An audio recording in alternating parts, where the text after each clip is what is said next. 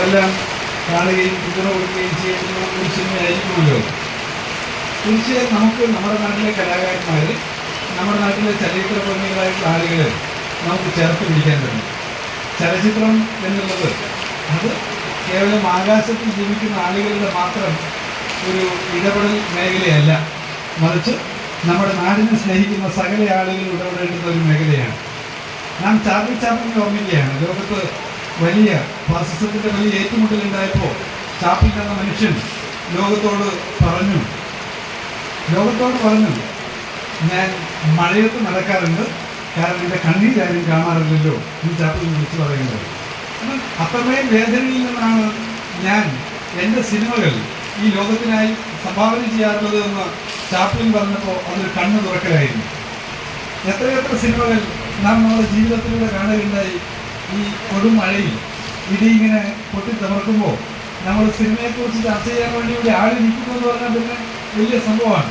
ചാപ്ലിൻ്റെ modern times എന്ന ഒരു സിനിമയിൽ ലോകത്തിൻ്റെ ഏറ്റവും കൊടും ക്രൂരതയെ അദ്ദേഹം സിനിമയിൽ സംസാരമേതുമില്ലാതെ അവതരിപ്പിക്കുകയാണ്. സംസാരമേതുമില്ലാതെ എന്ന് പറഞ്ഞാൽ മോഡേൺ ടൈംസിൽ ആ കറങ്ങിക്കൊണ്ടിരിക്കുന്ന ആ യന്ത്രത്തിലെടുത്ത് ഒരു തൊഴിലാളി പണിയെടുത്തുകൊണ്ടിരിക്കുകയാണ്. തൊഴിലാളി ഇങ്ങനെ റോ മെറ്റീരിയൽ ഇങ്ങനെ മെഷീനിലേക്ക് വെച്ചുകൊണ്ടിരിക്കുകയാണ്. അയാൾക്ക് മൊത്തം ഒഴിക്കാൻ പോകാൻ തോന്നുകയാണ്. പക്ഷെ എന്താണ്, ഇങ്ങനെ മെഷീൻ കറങ്ങിക്കൊണ്ടിരിക്കുകയാണ്.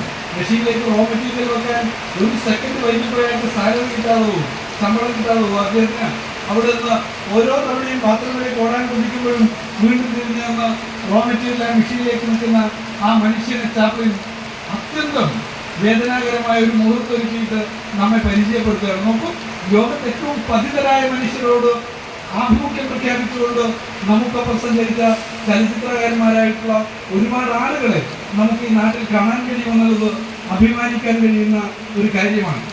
വലിയ ഒരു ആകാശത്തിൽ ജീവിക്കുന്ന, ഇന്ന് ഞാൻ പറഞ്ഞതിൻ്റെ ഭാഷ കൃത്യമായിട്ട് മനസ്സിലായിട്ടുള്ളത് എന്താണ്, ഒരു കൂട്ടരുടെ മാത്രം ഇടപെടുന്ന ഒരു ഇടമല്ല അത്.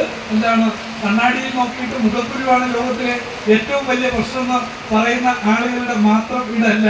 അവിടെ എന്താണ്, ലോകത്തിലെ ഏറ്റവും വലിയ പ്രശ്നം ഭക്ഷണത്തിൻ്റെയും പട്ടിണിയുടെയും പ്രശ്നം കൂടിയാണെന്ന് തിരിച്ചറിഞ്ഞ ചാർലി ചാപ്ലിൻ എന്ന മഹാനായ സിനിമാ പ്രവർത്തകൻ കൂടി നടന്നുപോയ ഇടമാണ്.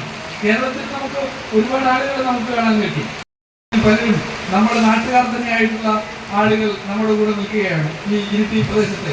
പേരുകളിലേക്ക് ഞാൻ കടന്നു പോകുന്നില്ല. കണ്ണൂർ ജില്ലയിൽ തന്നെ എത്രയെത്ര ചലച്ചിത്ര പ്രവർത്തകർ ഈ സമീപകാലത്ത് ഏറ്റവും മികച്ച സിനിമകൾ സംഭാവന ചെയ്തു എന്നുള്ളത് നമുക്കറിയാവുന്നതാണ്. ഇവിടെ നമ്മുടെ പ്രിയപ്പെട്ട ഈ നാട്ടുകാരനായിട്ടുള്ള നമ്മുടെ രാകേഷ് നിങ്ങളെല്ലാം അഭിനന്ദനം ഏറ്റുവാങ്ങുമ്പോൾ ഞാനും ആ സന്തോഷത്തിൽ ഭാഗവാക്കാണ്. രാകേഷിൻ്റെ സഹോദരൻ രജീഷ് ഞാൻ പഠിക്കുമ്പോൾ എൻ്റെ കോളേജിലെ സഹപാഠിയും കൂടാതെ മാഗസിൻ്റെ എഡിറ്ററുമായിരുന്നു. അവിടെ ഇങ്ങനെ നിൽക്കുകയാണ്. രജീഷ് മാഗസിൻ്റെ എഡിറ്ററായിരുന്നു, നല്ല കലാകാരൻ, യൂണിവേഴ്സിറ്റി തലത്തിൽ ഉൾപ്പെടെ സമ്മാനങ്ങൾ വാങ്ങിയിട്ടുള്ള ഒരാളായിരുന്നു. ഇവിടെ രജീഷ് നിൽക്കുകയാണ്. ഒരുപാട് മികച്ച ചലച്ചിത്ര പ്രവർത്തകരായി ഈ നാട്ടിൽ ഇനിയും ആളുകൾ ഉണ്ടാവേണ്ടുന്ന സമയത്ത് വിവേക് ഇവിടെ ഇരിക്കുകയാണ്. വിവേകിനോട് ഞാൻ പറയേണ്ടത്, ഞാൻ സ്കൂൾ പഠിക്കുമ്പോൾ ജൂനിയറായിട്ടുള്ള വിവേക് എൻ്റെ കൈയും പിടിച്ചാണെങ്കിൽ നമ്മൾ വൈകുന്നേരം സ്കൂൾ വിട്ട് കഴിഞ്ഞാൽ നടന്നു വരാറുണ്ട്. മനയും പിടിച്ച് ഇവിടെ ഇരിക്കുകയാണ്. വിവേകിന് കേരളത്തിൽ അറിയപ്പെടുന്ന ഒരു ചലച്ചിത്ര മേഖലയിൽ പ്രവർത്തിക്കുന്ന ആളാണ്. പുനലിനെ പോലുള്ള ആളുകൾ ഇവിടെ വേദിയിലിരിക്കുകയാണ്. നമുക്ക് നമ്മുടെ നാടിൻ്റെ സംഭാവനകളായി ഒരുപാട് ആളുകൾ ഇനിയും വരേണ്ടതുണ്ട്. ഞാൻ വീണ്ടും ആവർത്തിച്ച് പറയാണ്, മനുഷ്യ സ്നേഹമാണ് എല്ലാ കലാപ്രവർത്തനത്തിൻ്റെയും അടിത്തറയെന്ന് തിരിച്ചറിയുന്ന, മാനവികതയുടെ മഹാമുദ്രാവാക്യങ്ങൾ ചേർത്ത് വെക്കാൻ പറ്റുന്ന കലാപ്രവർത്തകരെയാണ്, ചലച്ചിത്ര പ്രവർത്തകരെയാണ് ഈ നാട് ആഗ്രഹിക്കുന്നത്. ഇവിടെ രാകേഷ് നാരായണന് നാം സ്വീകരണം കൊടുക്കുമ്പോൾ നമ്മളൊന്ന് പറയാണ് ഒരു സ്വാഗത പ്രസംഗം തന്നെ പറഞ്ഞു, നാരായണൻ പണ്ടൊരു സംഘടനയുടെ, ഒരു സാംസ്കാരിക സംഘടനയുടെ ഭാഗമായിരുന്നു. നാരായണൻ ഇന്ന കാര്യങ്ങളൊക്കെ ചെയ്തിട്ടുണ്ട് എന്ന് പറഞ്ഞുകൊണ്ടാണ് നന്ദനേട്ടൻ്റെ സ്വാഗത പ്രസംഗത്തിലൂടെ കടന്നുപോയത്.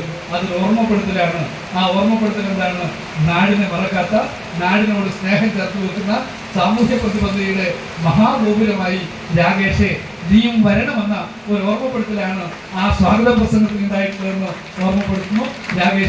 രാകേഷിൻ്റെ തണുപ്പുന്ന സിനിമയുടെ സഹപ്രവർത്തകർക്കും ഹൃദയത്തിൽ നിന്ന് അഭിവാദ്യങ്ങളും ആശംസകളും പറഞ്ഞ് ഞാൻ അവസാനിപ്പിക്കുന്നു. നന്ദി, നമസ്കാരം.